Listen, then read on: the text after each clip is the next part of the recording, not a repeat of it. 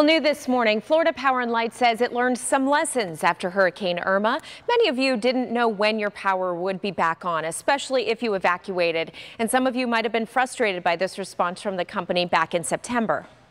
For planning purposes, I would encourage people to use the dates that we provided. That's the end of the weekend for folks who live on the eastern half of the state, September 22nd for those who live on the western part of the state. And again, the vast majority of people will come online in advance of those dates.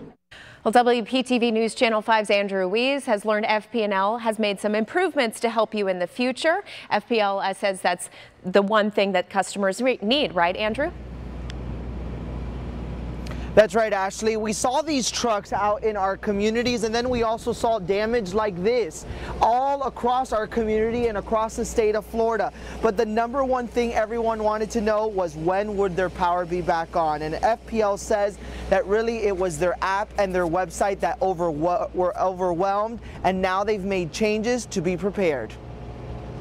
So we've put in place upgrades, especially for our website and our mobile app, to ensure that we're able to provide consistent information to our customers about when their lights will be turned back on. Can you say, though, if a more specific time frame would be allotted as opposed to 5 days out, your power will be back on?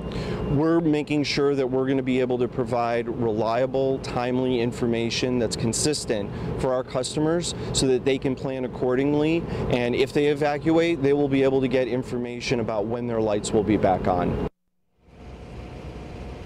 So during those news conferences, we will hear the long-term goal as to when power will be back to a general area. As far as neighborhood per neighborhood, well, that information will likely come from your app or the information on the website. So again, they say that if they can give people that type of information, they will. There was just some hiccups that they had to work through this past year.